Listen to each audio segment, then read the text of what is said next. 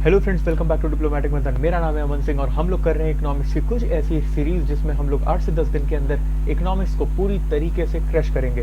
तो बेसिकली ये जो लेक्चर्स है ये आपके लिए जो यूपीएससी 2025 है इसके लिए बहुत इंपॉर्टेंट हो सकते हैं, बिकॉज लास्ट मोमेंट पे जो रिवीजन होता है ना, that plays a crucial role in your examination. We all know कि प्रीलिम्स जो है वो सिर्फ वन डे गेम है, तो आपकी जो पूरी साल की प्रिपरेशन कैसी चली है वो मैटर इतना ज़्यादा नहीं करेगा। लाइक प्रिपरेशन तो मैटर करेगी, नॉलेज तो मैटर करेगी, बट वो जो वन डे होता है वो भी आपका अच्छा होना चाहिए, आपके लक में होना चाहिए। वो उस तरीके की जो प्रिपरेशन है वो हम लोग यहाँ पे कर रहे हैं और इकोनॉमिक्स को हम लोग बहुत ही तेज़ी से कंप्लीट कर रहे हैं। पिछले 7 दिन में हम लोग ने काफ़ी कुछ इकोनॉमिक्स का जो मेजर पोर्शन था उसको कवर कर लिया है। अब हमारे कुछ इम्पॉर्टेंट जो लेक्चर्स हैं, जो इम्पॉर्टेंट टॉपिक्स हैं वो बचे हैं, जैसे एक्सटर्नल सेक्टर्स। इस आज के लेक्चर्स में हम लोग, जो आज का लेक्चर है उसमें हम लोग बात करने वाले इंडस्ट्री, सर्विसेज और इंफ्रास्ट्रक्चर के बारे में कि इसकी हिस्ट्री क्या रह चुकी है, ये कैसे हमारे यहाँ आगे काम करता है, और बाकी इसके बारे में हम लोग सब कुछ डिटेल में चर्चा करेंगे। लेकिन उससे पहले अगर आपने अभी तक मेरा चैनल सब्सक्राइब नहीं किया है तो आप जल्दी से उसको सब्सक्राइब कर लीजिए और बेल आइकन को ज़रूर हिट कर दीजिएगा, ताकि आपकी जो ये प्रिपरेशन जर्नी है उसमें एक एनहांसमेंट हो पाए। तो without wasting time let's start. और पहला आपको दिख रहा होगा इंडस्ट्री। टॉकिंग अबाउट इंडस्ट्री, तो यार देखो, इंडस्ट्री की अगर मैं हिस्ट्री की बात करता हूँ, इसके हिस्टोरिकल एरा की बात करता हूँ, तो प्री इंडिपेंडेंस जो हिस्ट्री थी हमारी वो बेस्ड थी किस चीज़ पे? वो हम लोग पहले जो हैंडलूम वगैरह पे काम करते थे, जो हैंडलूम वगैरह के आपके चलते थे, हम लोग हैंडीक्राफ्ट जो बिजनेस था उसको ज़्यादा हम लोग यूज़ करते थे। जैसे आपने देखा होगा कि गांधी जी जो चरखा चलाते थे, दैट वाज हैंडीक्राफ्ट ना। फिर आपने देखा होगा जो बैम्बूज होते हैं उससे कुछ चीज़ें बनती हैं, दीज आर कॉल्ड हैंडीक्राफ्ट। हम लोग इस पे ज़्यादा डिपेंड करते थे। फिर आपने देखा होगा मिट्टी के बर्तन यूज़ करते थे, मिट्टी का चूल्हा यूज़ करते थे। तो दीज आर द थिंग जो हम लोग प्री इंडिपेंडेंस था उस टाइम पे हम लोग करते थे। अगर मैं पोस्ट की बात करता हूँ तो फिर इकोनॉमिक जो मॉडल है ग्रोथ का वो हम लोग लेके आए और अच्छी तरीके से प्लानिंग के साथ सारी चीज़ों को करना स्टार्ट कर दिया था। इंडस्ट्रियलाइजेशन जो था वो होने लगा था। अब क्या होता है कि पोस्ट इंडिपेंडेंस में हमने देखा कि यार ठीक है, सारी चीज़ें चल रही हैं, धीरे धीरे हमने क्या किया कि पब्लिक सेक्टर को भी अलाउ किया कि आप भी आओ और यार अपना काम करो, हमें भी बेनिफिट्स चाहिए थोड़ा। फिर 5 ईयर प्लान्स आए कुछ, उसमें भी हम लोग ने काफ़ी ज़्यादा वर्क किया। जो हमारा 1956 से 61 का था, हम लोग ने देखा कि आईआईटीज़ और आईआईएम्स का इस्टेब्लिशमेंट इसमें हुआ है। तो बेसिकली इसके बाद अगर मैं बात करता हूँ तो फिर लिबरलाइजेशन एंड इकोनॉमिक रिफॉर्म्स जो आए थे 1990 के, उसके बारे में हम लोग थोड़ी सी चर्चा करेंगे। इसमें क्या हुआ कि जो टैक्स लगता था उसको थोड़ा सा कम किया। लाइसेंसिंग में जो जितनी प्रॉब्लम आती थी, पहले क्या होता था कि लाइसेंस लेने के लिए बहुत ज़्यादा प्रॉब्लम्स आती थी, लेकिन इसके तहत हम लोग ने क्या किया, लाइसेंसिंग को थोड़ा ईजी बनाया, लाइसेंसिंग करना थोड़ा सा ईजी हुआ। उसके बाद प्राइवेट सेक्टर को बेसिकली हम लोग ने क्या किया था, प्रमोट किया था, प्रमोट करने की कोशिश की थी। If I talk about trade reforms, तो उसमें एक्सपोर्ट और इम्पोर्ट था, ये जो चीज़ें थी, बेसिकली नॉट इम्पोर्ट बट हाँ एक्सपोर्ट को तो हम लोग ने बहुत ज़्यादा प्रमोट किया कि कितना सामान हम लोग बाहर भेज पाएँ, क्योंकि मैन्युफैक्चर करोगे ना, मैन्युफैक्चरिंग के बाद ही आप सामान को बाहर भेज सकते हो। तो इसके ऊपर भी हम लोग ने काफ़ी अच्छा काम किया। फिर उसके बाद dismantling of import control and tariff reduction की हम लोग ने काफ़ी इसमें देखी थी, भूमिका रही थी। अगर मैं बात करता हूँ कुछ चीज़ों की, तो कुछ इंडिकेटर्स हैं इसको देखने के लिए। तो कुछ इंडिकेटर्स, उसमें से सबसे पहला आता है पीएमआई मैन्युफैक्चरिंग। नाम से ही पता लग रहा होगा कि ये कुछ मैन्युफैक्चर से रिलेटेड है। आइए उसके बारे में जानते हैं। तो ये एक मंथली सर्वे है, मंथली बेस्ड इंडेक्स होता है इसका। और ये क्या करता है, ये मेजर करता है किस चीज़ का, level of confidence of purchasing manager. जो परचेज कर रहा है उसका लेवल ऑफ कॉन्फिडेंस मेजर करता है। जैसे एग्जाम्पल देता हूँ मैं आपको। There is a difference. देखो, एक होता है ना टाटा एंड एक होता है मान लो Kaka. Tata is making car and one company is there जो काका बना रही है। तो कॉन्फिडेंस किस पे आएगा तुम्हारा? टाटा की कार पे ना, क्योंकि काका इज न्यू। तो basically these are your confidence level. इसी कॉन्फिडेंस लेवल को ऊपर नीचे जो होता है उसी को देखता है, इसी को ये मेजर करता है कि मैन्युफैक्चरिंग सेक्टर में जैसे BYD आई है, BYD के ऊपर ज़्यादा लोगों को भरोसा नहीं हो पा रहा है। BYD is your build your dream. वो जो कंपनी आई है, चाइनीज़ कंपनी जो कार मैन्युफैक्चरिंग कर रही है, दो उसका प्रोडक्ट बहुत अच्छा हो, मेरे को उसके बारे में ज़्यादा नॉलेज नहीं है, बट हाँ अगर मान लो उसका प्रोडक्ट बहुत अच्छा भी होता है, लेकिन फिर भी लोग टाटा की कर्व लेने में ज़्यादा इंटरेस्टेड हैं कि यार ठीक है थोड़ा फीचर कम मिले लेकिन मुझे टाटा का भरोसा है। ये आपने सुना होगा, वो टाटा का भरोसा।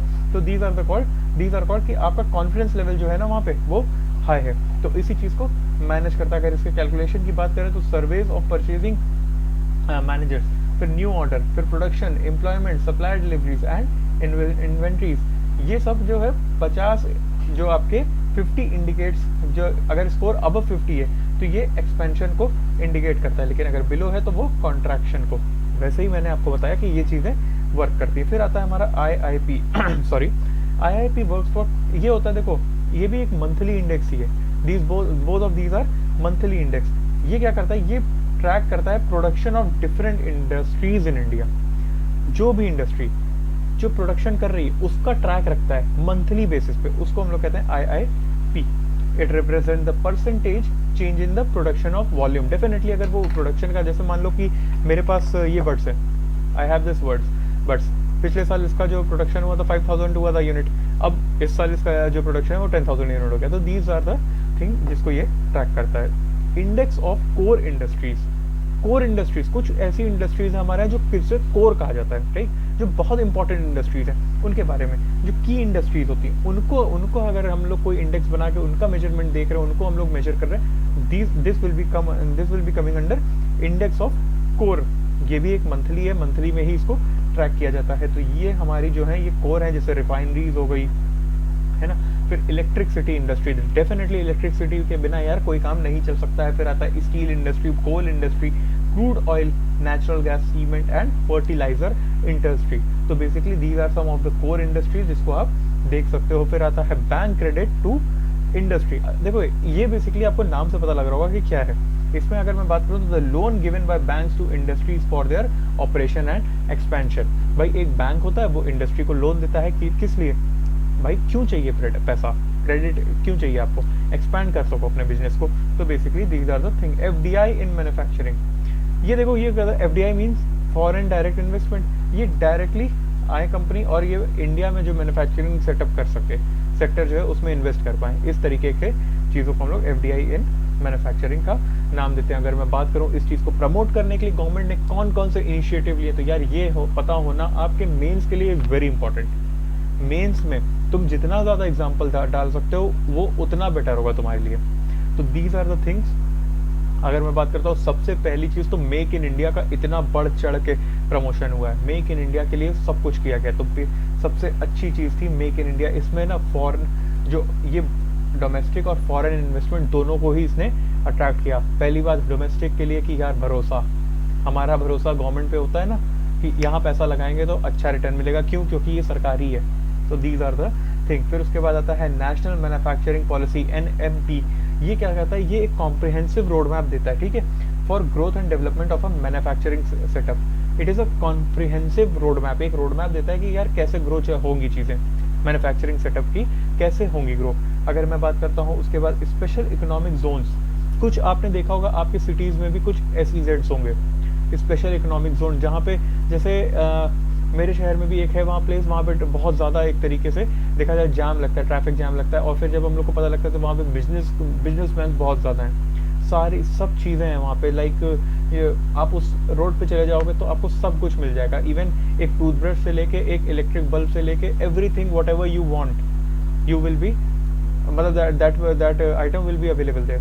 तो दीज आर कॉल्ड कि ये जो होते हैं एरियाज ये अट्रैक्ट करते हैं ये मैंने एक शॉर्ट फॉर्म में बताया, छोटे जगह पे बताया, लेकिन मैं SEZ का मैं बता रहा हूँ कि ये इसमें थोड़े टैक्स इंसेंटिव्स मिलते हैं, कस्टम बेनिफिट्स मिलते हैं, कुछ उसी तरीके से ये भी होता है कि यहाँ पे आपको सारी चीज़ें एक साथ मिलती हैं। उसके बाद इंडस्ट्रियल कॉरिडोर्स की मैं बात करता हूँ तो it aims to create industrial cluster with state of art infrastructure, better connectivity और इन्वेस्टर फ्रेंडली पॉलिसी बनाने पे ये ध्यान देते हैं कि भाई कुछ एक ऐसा कॉरिडोर बनाइए जहाँ पे सारी चीज़ें स्मूथली रन कर सकें। गुड्स एंड सर्विसेज टैक्स हम लेके आए कि सारे टैक्स को एक जगह हमने लेके आ गए, अब ज़्यादा आपको रेगुलेटरी बर्डन से थोड़ा सा मुक्ति मिलेगी।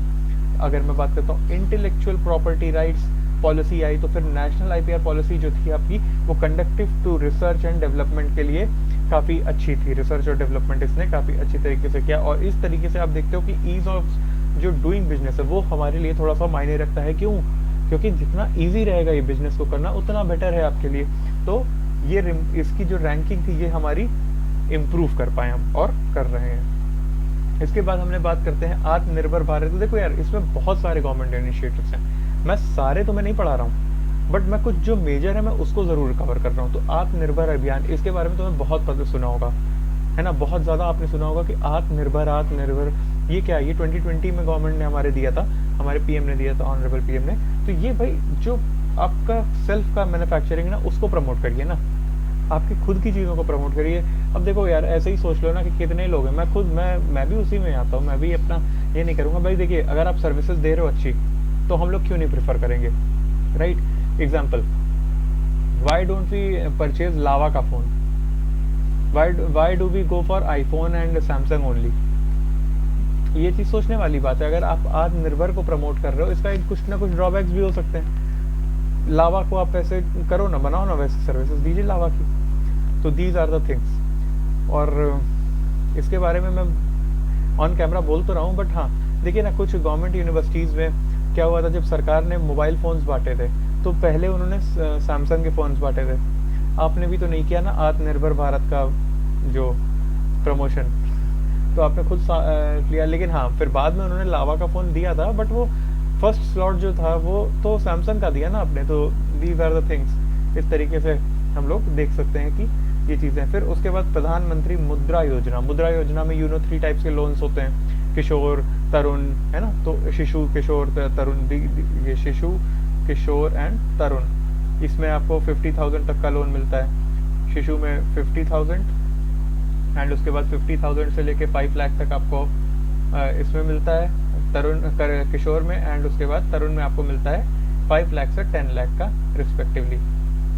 तो बेसिकली ये आपने स्टार्ट किया कि क्रेडिट फैसिलिटी को कर पाएँ, लेकिन कितने लोगों को मिल रहा है, अगेन यही चीज़। तो पॉजिटिव नेगेटिव लेके ही जो आप आंसर लिखोगे ना मेंस में, वही आपको मार्क्स दिला सकता है। If I talk about startup India, तो स्टार्टअप्स को भी प्रमोट किया जा रहा है, बट क्या सच में उस तरीके से प्रमोट किया जा रहा है? अभी कुछ स्टेटमेंट आया था स्टार्टअप को लेके, तो उसके ऊपर भी हम लोग देख सकते हैं। फिर उसके बाद आता है PM Gati Shakti national master plan.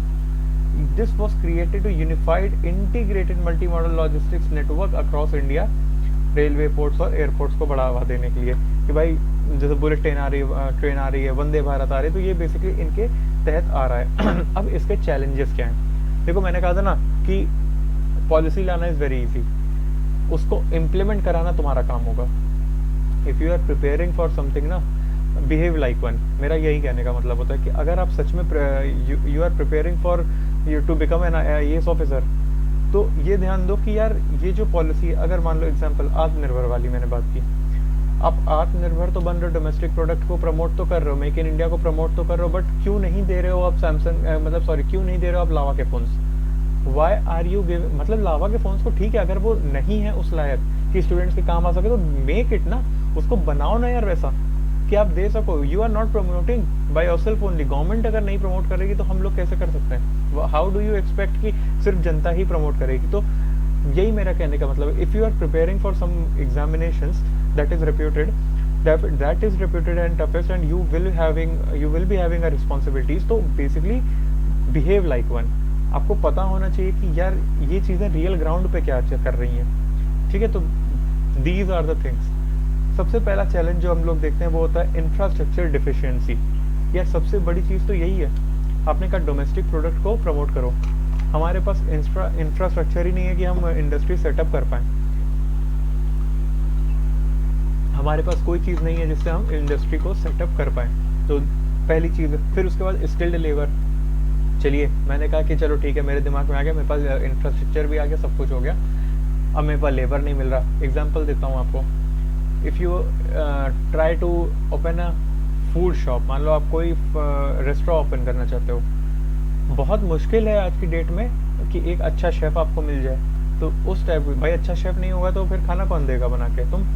तो ये भी चीज़ है कि स्किल्ड लेबर नहीं है, ठीक है। उसके बाद लेबर रिफॉर्म्स जो आते हैं, भाई देखिए labour reforms are very important, बहुत इंपॉर्टेंट है, लेकिन उसके कुछ ड्रॉबैक्स भी हैं, मिसयूज़ होता है उसका, तो ये भी बहुत एक बड़ा चैलेंज है हमारे पास।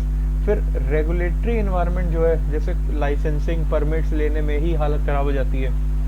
दीज आर द थिंग्स जिसके ऊपर वर्क करने की नीड है। फिर एक्सेस टू फाइनेंस, अगेन मैंने बात की थी मुद्रा की, तो मुद्रा जो है ना, मुद्रा लोन, वो क्या सच में मिल रहा है लोगों को? गवर्नमेंट ने तो दे दिया, क्या मिल रहा है तुम्हें? जो लोग उसके बेनिफिशरीज हैं वो कितने हैं? तो दीज आर द थिंग्स। फिर उसके बाद रिसर्च एंड डेवलपमेंट कम है, इन एफिशिएंट सप्लाई चेन मैनेजमेंट है।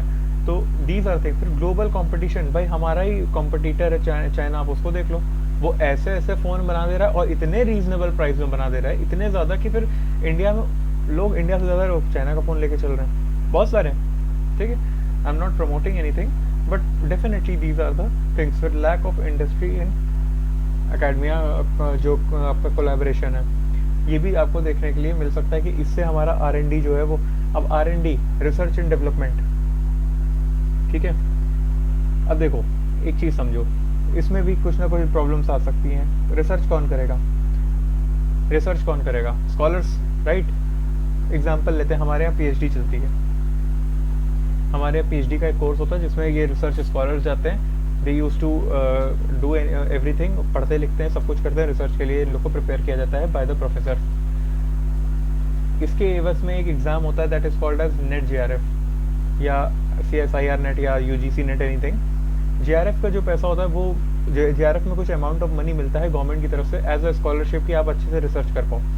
क्या वो पैसा सच में सही जगह यूज़ हो रहा है? Are they using this amount जो भी उनको मिल रहा है वो सही जगह यूज़ कर रहे हैं for research? They are not using for research in my opinion, क्योंकि मैंने मैक्स ऑफ द लोगों से, जितने लोगों से मिला है, उन्होंने यही मेरे को बताया। इवन कई जगह तो I am not putting any allegation, but मैंने ये सुना है कई जगह कि professor use to take 10 to 15,000 उसमें से, और उसके बाद उनको आना भी नहीं है। I mean you don't go to your university and all. तो अब सोच लो कैसे होगा रिसर्च एंड डेवलपमेंट, कैसे हमारे यहाँ रिसर्च की हालत यही, तो इसीलिए तो खराब है। तो दीज आर सम फैक्ट्स जो कि हैं, but on paper if you will say तो आप ही गलत बन जाओगे।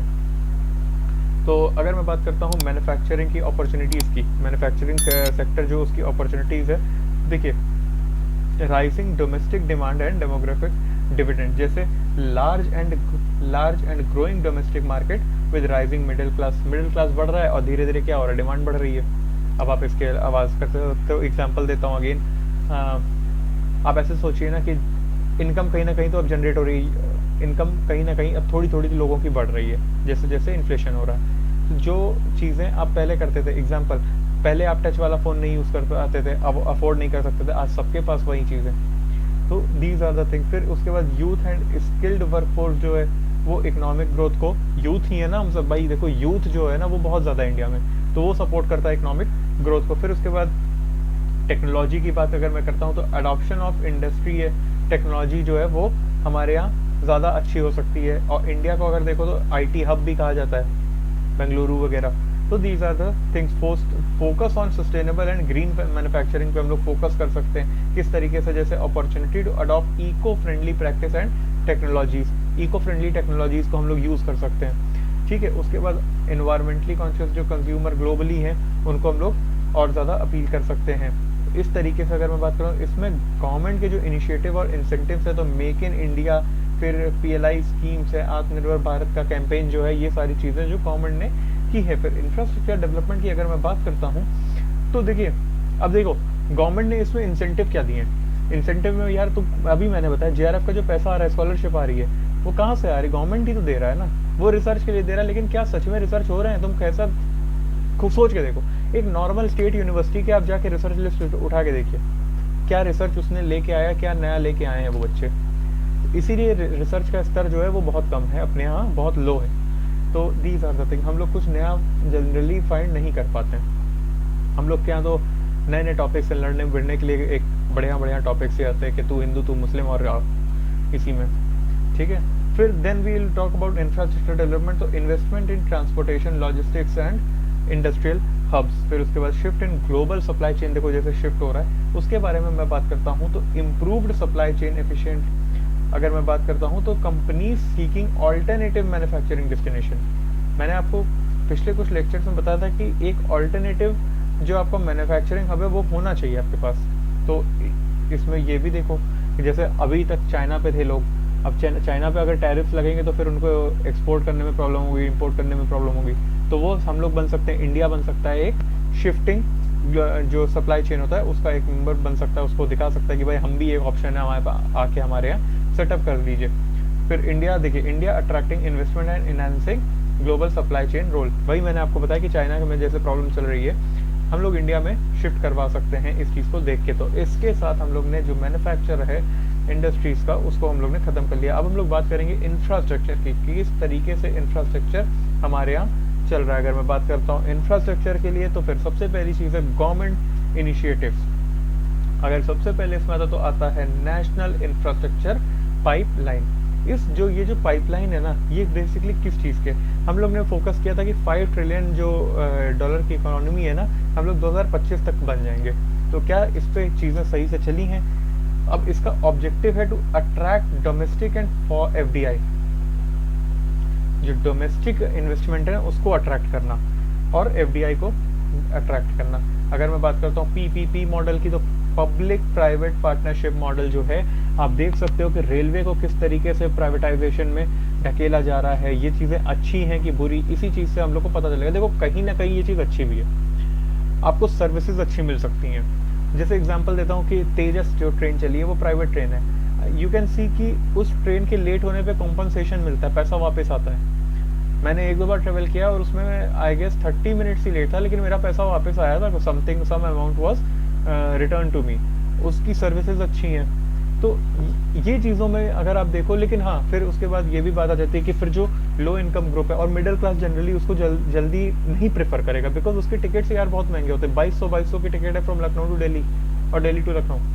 तो ये भी चीज़ एक जो है ना, ये भी एक मैटर करती है। बट अगेन सर्विसेज अगर अच्छी मिल रही तो कॉस्ट तो लगेगी उसमें भी, लेकिन उसमें भी कुछ ना कुछ रूल्स एंड पॉलिसीज लेके आनी चाहिए कि इतने से ऊपर आप नहीं रख सकते हो। बिकॉज देखो ट्रेन तो जा ही रही है, गवर्नमेंट जो ट्रेन भेज रही है वो भी तो जा ही रही है ना। How come railway is in profit? अभी currently it is in profit. तो how come it is in profit? ऐसा थोड़ा ना है कि जो 72 सीट्स की ट्रेन में जो 180 भर के जा रहे हैं सबके पास टिकट ही है, राइट? तो इस तरीके से अगर मैं बात करूँ तो प्राइवेटाइजेशन कहीं ना कहीं पॉजिटिव भी हो सकता है, बट अगर उस पर कुछ ना कुछ लिमिट लगा दी जाए कि नहीं इससे ऊपर नहीं, तो इट विल बी फॉर जो आपके मिडिल क्लास है या आपके जो पब्लिक है उसके लिए होगा। लेकिन अगर आपने लिमिट नहीं लगाई, मान लीजिए 5000 का टिकट है, अब 5000 रुपये का तो फ्लाइट का टिकट नहीं है, तो उस चीज़ पे कैसे वर्क करना है ये चीज़ गवर्नमेंट को एक बार देखनी चाहिए। पब्लिक प्राइवेट पार्टनरशिप की मैं बात करूँ तो फिर अगर मैं बात करता हूँ collaborative arrangement between government and, यही चीज़ होता है कि इसमें गवर्नमेंट जो होती है वो कोलैब करती है प्राइवेट एजेंसीज से कि आप करिए इस चीज़ को रन करिए, मैं उस पर सपोर्ट करता हूँ। तो यही चीज़ मैंने बेनिफिट्स की मैंने बात की थी कि रिस्क जो होता है वो शेयर हो जाता है, भाई दोनों लोग, गवर्नमेंट का भी ज़्यादा नुकसान नहीं होगा, प्राइवेट का भी ज़्यादा नुकसान नहीं होगा। एफिशिएंट तो है, डेफिनेटली एफिशिएंट तो है, लेकिन अब वही मैंने बात की कि जो उसका प्राइस लेवल है उस चीज़ को अगर मैनेज कर लिया जाए, क्योंकि सर्विसेज तो अच्छी मिलती हैं लेकिन उसके वजह से प्राइस जो है वो अनएक्सपेक्टेड हाई हो जाता है, अनएक्सपेक्टेडली हाई हो जाता है। उसको इतना ज़्यादा हाई कर दिया जाता है कि फिर एक कॉमन मैन को लेने के लिए वो 5 टाइम्स सोचना पड़ेगा। मतलब वो तभी ले पाएगा, उसको ऐसा नहीं अफोर्ड नहीं कर पाएगा, बट वो तभी अफोर्ड कर पाएगा जब, और लो इनकम ग्रुप की तो बात ही छोड़ दो, वो तभी कर पाएगा उसको अफोर्ड जब यार उसके पास कोई ऑप्शन नहीं बचेगा। अगेन अगर मैं बात करूँ इनोवेशन टेक्नोलॉजी, डेफिनेटली वो आएगी ही आएगी। फिर एक्सेस टू कैपिटल, अगेन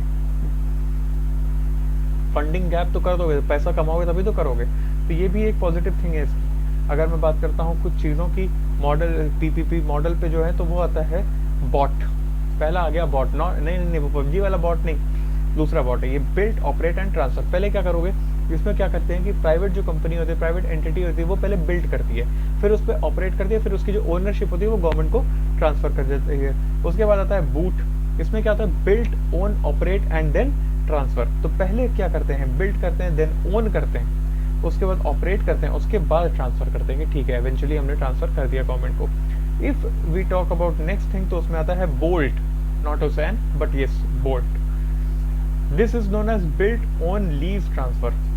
पहले क्या करता है, बिल्ड करते हैं, फिर ओन करते हैं, उसके बाद इसको लीज करते हैं गवर्नमेंट को, और then eventually they end with transferring it to government. फिर आता है DBFOT, then it is like designing first, then उसके बाद बिल्डिंग, उसके बाद फाइनेंस करते हैं, फिर ऑपरेट करते हैं और उसके बाद ट्रांसफर करते हैं। कुछ टाइम के बाद it is transfer to government, then it comes की बॉट एन्युटी। देखो एक होता है बॉट, एक होता है एन्युटी। अब आप बताता हूँ उसको, इट इज समथिंग लाइक कि प्राइवेट पार्टनर जो होते हैं ना वो पहले बिल्ड करते हैं, उसके बाद ऑपरेट करते हैं, फिर उसके बाद ना इस ऑपरेशन के लिए उनको कुछ एनुअली जो होता है ना पैसा मिलता है, कुछ पेमेंट उनको मिलता है, उसी को हम लोग कहते हैं। और उसके बाद ये जो पेमेंट उनको मिल रहा होता है ना गवर्नमेंट से, इसी को हम लोग क्या कहते हैं, BOT annuity. Then we come with lease contract model, private entity construct and lease infrastructure to government for an agreed period. ये क्या करता है, प्राइवेट ने बनाया, गवर्नमेंट को लीज कर दिया कि ले लो, अच्छा ठीक है लीज पे ले लो, इतना पैसा मेरे को दे रहना। Again with EPC model goes for entity handles engineering, procurement and construction. Ownership government की होती है, मतलब गवर्नमेंट की ओनरशिप, लेकिन जो बाकी चीज़ें हैं जैसे इंजीनियरिंग, प्रोक्योरमेंट, जैसे देखो कई बार क्या होता है कि ओवरब्रिज बनता है या हाईवे बनते हैं, उसका टेंडर निकलता है, ठीक है, कि we are making an overbridge या ओवरब्रिज, उसका टेंडर निकालते हैं, उसमें जो इंजीनियर्स होते हैं, बाकी सारी चीज़ होते हैं, वो एक प्राइवेट एंटिटी करे, लेकिन वो ओन कौन करता है, गवर्नमेंट ओन करता है। HAM hybrid entity model, government and private partner share project cost, government pays entity to reduce private का बर्डन। तो ये बेसिकली गवर्नमेंट और जो प्राइवेट एंटिटी है इन दोनों के बीच का समझौता है। If I talk about next, तो factor that considered while designing PP, कौन कौन से फैक्टर्स हैं जिसको ध्यान में रखा जाता है, तो फिर वायबिलिटी एंड बैंकेबिलिटी।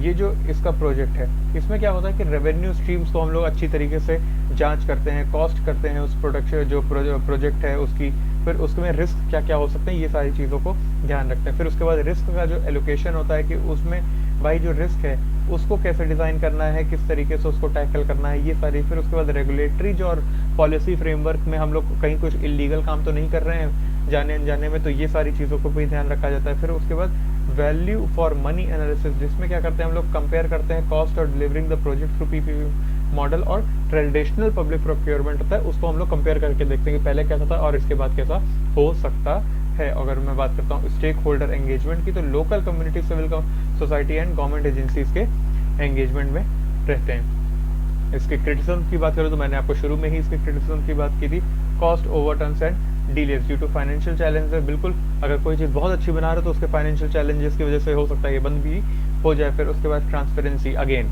यही चीज़ मैंने आपसे बोली थी कि ट्रांसपेरेंसी नहीं रहती है इसमें, ट्रांसपेरेंसी की बहुत ज़्यादा कमी रहती है। जैसे आपने बोला ना, मैंने बताया ना आपको कि यार एक ट्रेन चल रही है, उसका 5000 अगर किराया है, तो वो 5000 में से क्या हो रहा है, वो 5000 की तो सर्विस आप नहीं दे रहे हो डेफिनेटली, आपने टाइम पे पहुंचा दिया, इट डज नॉट मीन्स कि इट इज़ इक्वलेंट टू 5000 रुपया।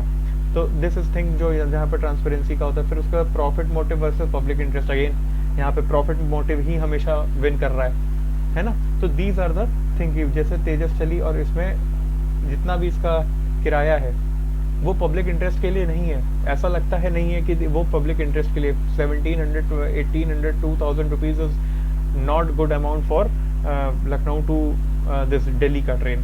तो दीज आर द थिंग। फिर अकाउंटेबिलिटी की बात है, फिर शिफ्टिंग लायबिलिटी टू फ्यूचर। अब लॉन्ग टर्म में क्या करता है कि भाई शिफ्ट कर देते हैं ये सारी चीज़ें, तो कहीं ना कोई फिर कोई नहीं अकाउंटेबल नहीं रहता है। These are the thing. उसके बाद मैं बात करता हूँ infrastructure development of urban and rural areas में। तो सबसे ज़्यादा देखो रूरल एरिया में तो तुम्हें पता होना चाहिए कि नाबार्ड काफ़ी काम करता है एग्रीकल्चर वगैरह के लिए। तो अब इसमें बात करता हूँ कि स्मार्ट सिटी मिशंस, सारी सिटीज़ जो हैं वो स्मार्ट होती चली जा रही हैं, सारे जो इंफ्रास्ट्रक्चर है वो धीरे धीरे बढ़ते जा रहे हैं। जैसे मैं अपने लखनऊ की बात करूँ तो जैसे स्टेडियम बन गया, एयरपोर्ट्स को आप देख लीजिए कितना एनहांस हो गए, तो ये सारी चीज़ें इसमें देखने के लिए मिल रही हैं। फिर रुर्बन, इसको आप रुर्बन भी पढ़ सकते हो, अर्बन भी पढ़ सकते हो, ये सारी चीज़ें आप देख सकते हो। ये क्लस्टर ब्लेंडिंग है, अर्बन और रूरल लाइफ को मिक्स करके अगर आप कोई चीज़ कर रहे हो तो इस चीज़ का क्लस्टर ब्लेंडिंग। फिर उसके बाद आता है Amrut, Atal mission for regeneration and urban transformation.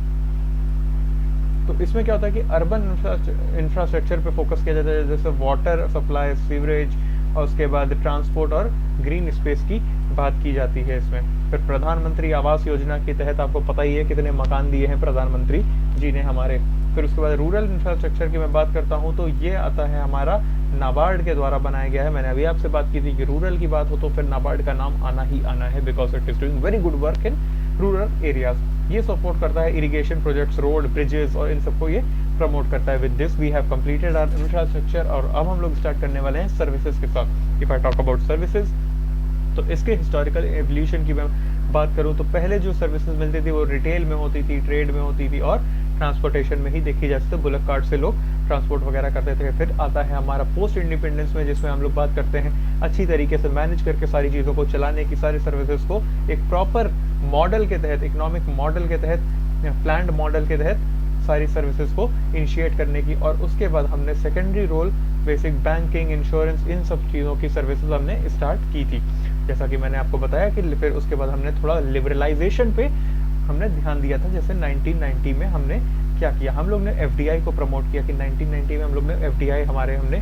थोड़ा सा ध्यान दिया कि एफडीआई को प्रमोशन देते हैं। फिर आईटी सेक्टर जो था, इंफॉर्मेशन टेक्नोलॉजी, फिर उसके बाद आईटी इंडस्ट्री, ये सारी चीज़ों पे हमने ग्रोथ पे काम करना शुरू किया। और आज के आप देख सकते हो कि बेंगलुरु में कितना अच्छा एक हब बन चुका है। इफ़ आई टॉक अबाउट 2000 से लेके अभी तक की, तो हम लोग ने जीडीपी के लिए काफ़ी ज़्यादा वर्क किया। इसने जो प्रमोट किया है वो बहुत, सर्विसेज ने जो हमारे जीडीपी को प्रमोट किया वो बहुत अच्छी तरीके से किया है। आईटी और आईटी इंडस्ट्रीज जो है, हेल्थ, एजुकेशन, हॉस्पिटैलिटी जो है, ये सारी चीज़ों ने बहुत अच्छी तरीके से प्रमोट किया। अगर ई कॉमर्स की मैं बात करूँ तो ये जो लॉजिस्टिक्स लैंडस्केप है, इन सब ने भी, ई कॉमर्स प्लेटफॉर्म्स ने भी काफ़ी हेल्प की है। अगर मैं बात करता हूँ डिजिटल रिवोल्यूशन की, तो डिजिटल आप देख सकते हो आज की डेट में यूपीआई यूज़ करते हो, अमेजॉन यूज़ करते हो, 5 मिनट के अंदर घर पे आटा मंगा लेते हो, चीनी मंगा लेते हो, जेप्टो वगैरह यूज़ करते हो। तो दीज आर द थिंग्स जो हम लोग ने डिजिटल ट्रांसफॉर्मेशन पे ध्यान दिया है कि भाई आप देखो ना कि इतनी जल्दी कैसे आ रहा है खाना। तो दीज आर द थिंग्स जिसपे हम लोग ने काफ़ी अच्छा देखा कि डिजिटल ट्रांसफॉर्मेशन कितना ज़्यादा हो गया। आप सोचो कि लास्ट टाइम कब आपने ऐसे बाहर जाके अपने कपड़े खरीदे थे, है ना।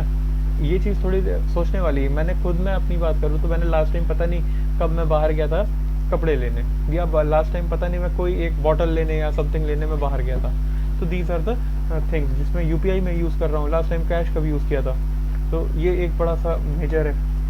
अगर मैं बात करता हूँ इसके कुछ हाई फ्रीक्वेंसी इंडिकेटर्स की, तो इसमें सबसे पहला आता है service PMI। What is this? It is an index that measures the health of a economy service sector. Basically ये सर्विस सेक्टर जो चल रहा है उसकी हेल्थ नापता है कि किस तरीके से ये चल रहा है। अगर इसके तहत एक सर्वे किया जाता है जो रिस्पॉन्स करता है purchasing managers from various services of the industry, कुछ वेरियस सेक्टर्स के इंडस्ट्री को उनके परचेजिंग मैनेजर्स का ये रिस्पॉन्स देखता है। Of which ask them about the level of activity in their industry, मतलब किस लेवल की इंडस्ट्री में एक्टिविटी हो रही है इसके ऊपर, कि जैसे कुछ न्यू एम्प्लॉयमेंट आ रहे हैं या नहीं आ रहे हैं, है ना, इस तरीके की सॉरी न्यू ऑर्डर्स आ रहे कि नहीं। तो इस तरीके से अगर मैं बात करूँ तो ये चीज़ मेजर करता है। अगर इसके इंटरप्रिटेशन की बात करूँ तो देखो 50 के ऊपर अगर है तो फिर एक्सपेंशन, एंड अगेन 50 के नीचे है तो कॉन्ट्रैक्शन। फिर उसके बाद आता है bank credit to service sector. Again जैसे वहाँ पे इंडस्ट्री था, वहाँ पे यहाँ पे bank credit to, it is the amount of money lent to service sector. तो बेसिकली अगर हायर बैंक क्रेडिट है, देखो बैंक अगर ज़्यादा पैसा दे रही है तो उसको पता है ना कि तुम्हारी सर्विसेज जो है वो ग्रो करेंगी आगे, है ना। सेम विद इंडस्ट्री, अगर बैंक ज़्यादा पैसा दे रही है इंडस्ट्री को तो क्या मतलब है इसका, कि जो बैंक है उसको पता है कि ये जो इंडस्ट्री है ये छाने वाली है, एक दिन मस्त काम करेगी, तो इसके ऊपर पैसा लगा दो। दीज आर द थिंग्स जैसे बैंक काम करती है। फिर world service trade, sorry my throat is paining, I can't take ना, विक्स की गोली लो, खिचखिच दूर करो। वर्ल्ड सर्विस ट्रेड, तो the exchange of services between different countries, it is the exchange of services between different countries.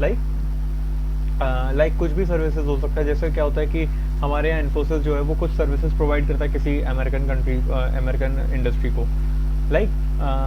जैसे security का ले लो, सिक्योरिटी हमारे यहाँ इन्फोसिस ही प्रोवाइड करती है। बहुत सारी यूएस की इंडस्ट्री है, उनको हमारी जो HCL हो गई, इन्फोसिस हो गई, दीज काइंड ऑफ फर्म जो हैं ये सिक्योरिटी प्रोवाइड करती हैं for their software and all. तो उसके बाद उसमें होता है कि देखो इसमें हमारा वर्ल्ड में भी काफ़ी डिमांड बढ़ता रहता है कि अगर हमने अच्छी सर्विस दी है तो हमारे और भी जगह पे, जैसे हमें यूएस की जगह, फिर उसके बाद बाकी जो कंट्रीज है, रशिया में बुलाया जाएगा, इस तरीके से चीज़ें बढ़ती हैं। फिर FDI इन सर्विसेज, फॉरेन डायरेक्ट इन्वेस्टमेंट जो है ना, फॉरेन डायरेक्ट इन्वेस्टमेंट, इस चीज़ को हम लोग काफ़ी ज़्यादा प्रमोट करते हैं कि हर जगह आए हमारे यहाँ। हमारे फॉरेन से इन्वेस्टमेंट आती है तो वो हमें बहुत पसंद है। उसके बाद मैं बात करता हूँ कि it indicates the foreign, definitely it will be indicating. अगर मैं गवर्नमेंट पॉलिसीज़ की बात करता हूँ तो सर्विसेज, देखो अगर हम सर्विस बना रहे हैं तो उसको क्या करेंगे, एक्सपोर्ट करने की कोशिश, इंपोर्ट करने की कोशिश। तो ये एक्सपोर्ट करने की जो कोशिश होती है इसी को हम लोग कहते हैं। जैसे IT सेक्टर जो मैंने अभी आपको बताया कि इन्फोसिस और हेल्थ केयर, मान लीजिए हमारी कोविड में वैक्सीन काफ़ी अच्छी गई थी, तो ये सारी चीज़ें जो हैं इस पे हम लोग वर्क करते हैं। फिर मेक इन इंडिया ये एम करता है मैन्युफैक्चरिंग को प्रमोट करता है, हमारे इंडिया की मैन्युफैक्चरिंग को। उसके बाद स्टार्टअप इंडिया को प्रमोट करते हैं। डिजिटल इंडिया तो आपको मैं कितनी बार बता चुका हूँ कि डिजिटल इंडिया जो है वो बहुत ज़्यादा बूम पे है इस टाइम पे। तो basically talking about skill India, तो आपको देखो कुछ कुछ जगह पे स्किल्स वो स्किल्स हब बनाए गए है ना, जिसको आप लोग प्रधानमंत्री something is there, I am not remembering the name, but हाँ कुछ तो उसको रखा गया है प्रधानमंत्री के नाम से ही, जिसमें क्या फोकस किया गया है कि आप स्किल्स एनहांस कर सकते हो, जैसे सिलाई बुनाई और इन सब चीज़ों की, सेल रिपेयरिंग या laptop repairing something like that, वो चीज़ करते हैं। फिर उसके बाद ईज ऑफ डूइंग बिजनेस, जो भी बिजनेस हो रहा है उसमें ना बहुत ईजी होना चाहिए। कुछ मेजर्स ऐसे होते हैं जैसे आपको रेगुलेटरी बर्डन नहीं आना चाहिए, जैसे आपको लाइसेंसिंग के लिए प्रॉब्लम नहीं होनी चाहिए अगर आपकी चीज़ें सही हैं, तो ये सारे करप्शन भी नहीं होना चाहिए। फिर इंटरनेशनल एग्रीमेंट की मैं बात करता हूँ तो the government negotiates and science the international agreement with foreign countries. ये फॉरेन कंट्रीज के बीच में होता है कि सारी चीज़ें स्मूथली चलती रहें। अगर इसके चैलेंजेस की बात करूँ तो again infrastructure deficiency is the most important challenge जो सब जगह चल रहा है। तो इंफ्रास्ट्रक्चर डेफिशिएंसी होती है कि भाई ट्रांसपोर्टेशन के लिए पोर्ट्स नहीं खाली रहते हैं, कई बार क्या होता है कि फैसिलिटीज़ डिले और ये सारी चीज़ें जो होती हैं, नेटवर्क हमारा स्ट्रॉन्ग नहीं है, ये सारी चीज़ें होती है। फिर उसके बाद स्किल मिसमैच होता है कि आपको पता ही नहीं कौन सी स्किल कहाँ काम आ रही है, तो ये सारी चीज़ें होती है। फिर regulatory and bureaucratic hurdles, sorry, तो जैसे बहुत सारे जो रेगुलेटरी प्रोसेस हैं वो बड़े ज़्यादा कॉम्प्लेक्स हैं, इन सब चीज़ों पे भी। फिर उसके बाद फाइनेंस, ये तो बहुत ज़्यादा इंपॉर्टेंट चीज़ है फाइनेंस का, तो सबसे फिर सिक्योरिटी कंसर्न्स भी बहुत ज़्यादा रहते हैं, बहुत ज़्यादा सिक्योरिटी कंसर्न्स रहते हैं, जैसे कि साइबर सिक्योरिटी रिस्क हो गया। आज की डेट में आप देख सकते हो कि किस तरीके से साइबर जो सिक्योरिटी है वो ब्रीच हो रही है लोगों की। फिर अगर मैं बात करता हूँ पॉलिसी एंड टैक्सेशन, भाई टैक्स ही इतना लग जाता है कि आदमी को समझ लिया था अब आगे कैसे काम करेंगे। तो इसके बाद मैं बात करूँ अपॉर्चुनिटीज़, तो इसमें ना अपॉर्चुनिटी भी है, that is growing domestic market. ये सबसे बड़ी अपॉर्चुनिटी है। जो यूथ है ना अब धीरे धीरे बड़ा हो रहा है, सब देखो इंडिया में सबसे ज़्यादा यूथ है, वो धीरे धीरे अब बड़ा हो रहा है, उसकी भी नीड्स बढ़ रही, तो क्या हो रहा है, ये डिमांड ही तो बढ़ रही, डोमेस्टिक मार्केट ही तो प्रमोट हो रहा है। उसके बाद मिडिल क्लास का अर्बनाइजेशन भी, रूरल से लोग आ रहे हैं ताकि वो अपने बच्चों को अच्छी अच्छी एनिमिटीज़ दे सकें, अपने स्टैंडर्ड ऑफ लिविंग को भी बढ़ा सकें, उनको भी मने। तो बेसिकली इस चीज़ का भी एक बहुत बड़ा रोल है। फिर डिजिटल ट्रांसफॉर्मेशन जो हो रहा है, जैसे आप देखो हर चीज़ ई कॉमर्स हो चुकी है। आप खुद नोटिस किए होंगे कि यार कहीं ना कहीं अब ई कॉमर्स पे ज़्यादा भरोसा कर रहे हो अब, ठीक है। पहले आपने सोचो कि आज से 10 ईयर्स बैक आपने मोबाइल फ़ोन अगर लिया होगा 2015 में, अगर किसी ने मोबाइल फ़ोन परचेज़ किया होगा तो क्या वो ऑनलाइन पे इतना भरोसा करता था, ऑनलाइन मोबाइल फ़ोन लेता था? नहीं लेता था, राइट। आज की डेट में सारी चीज़ें ऑनलाइन ले रहे हो, ओपन बॉक्स डिलीवरी से लेके सब कुछ आ गया है। तो दीज आर द थिंग। फिर हेल्थ एंड फार्मास्यूटिकल्स की मैं बात करता हूँ तो ये भी एक बहुत ज़्यादा स्ट्रॉन्ग चीज़ है हमारे जो अपॉर्चुनिटी है उसके लिए। फिर एजुकेशन एंड ट्रेनिंग की बात करते हैं तो वोकेशनल ट्रेनिंग सेंटर्स होने चाहिए और लर्निंग प्लेटफॉर्म्स हैं आज की डेट में। आप देख सकते हो कि यूट्यूब, आप खुद यूट्यूब देख लो ना, यूट्यूब पे क्या नहीं है यार available. If you are dedicated तो यूट्यूब पे एवरीथिंग इज अवेलेबल। तो startup ecosystem, skill development and human capital बनाइए, ठीक है। टूरिज्म एंड हॉस्पिटैलिटी, ये सारी चीज़ें जो हैं, ये सारी चीज़ें अभी इंडिया में काफ़ी अच्छी तरीके से आपको देखने के लिए मिल सकती हैं। तो दीज आर द थिंग जिसकी वजह से अगर इस चीज़ को आप देखो तो ये जो चीज़ें हैं ये बहुत ज़्यादा प्रमोट कर सकती हैं आपके सर्विस सेक्टर को। कि कुछ चीज़ें आप इसमें से देख सकते हो, जैसे IT and IT enabled services. IT hub होता है, जैसे strong presence in IT and IT sector provides opportunity for software development and business process. Software development होता है, ये सारी चीज़ें होती हैं। तो basically with this we have completed with our lecture, जिसमें हम लोग इंफ्रास्ट्रक्चर, इंडस्ट्रीज एंड सर्विसेज को पूरी तरीके से वाइंड अप कर चुके हैं। अब next we will be starting with external sectors, और एक्सटर्नल सेक्टर्स के बाद हम लोग का एक लास्ट लेक्चर बचेगा जिसमें हम लोग पूरी तरीके से इस चीज़ को वाइंड अप कर देंगे। तो this was all about today's lecture. Hope आपको ये चीज़ समझ में आई होगी। पूरी तरीके से इंडस्ट्री, इंफ्रास्ट्रक्चर और सर्विसेज जो हमारे इंडिया में है वो किस तरीके से वर्क कर रही हैं, ये आपको पूरी अच्छी तरीके से समझ में आ गई होगी। And this is all about, मतलब इससे ज़्यादा तुम्हें रिवीजन करने की ज़रूरत नहीं है फॉर दिस UPSC CSE। अब बस आपको बस एक चीज़ करना है कि यार PT को देख लो किस तरीके से कोई कौन सी इंडस्ट्री कब कहाँ पे क्या हुआ है, आप एक बार PT चेक कर लो and you are good to go. अगर आपने इकोनॉमिक्स की इतनी सी वीडियो देख ली है ना, तो I am telling you are good to go. But yes, again align up it aligned it up with PT, उसके साथ तुम्हें ये चीज़ लेके चलनी ही पड़ेगी ताकि तुम्हारा करंट में प्रॉब्लम ना आए, करंट अफेयर्स का दिक्कत ना आए। तो this was all about this today's lecture.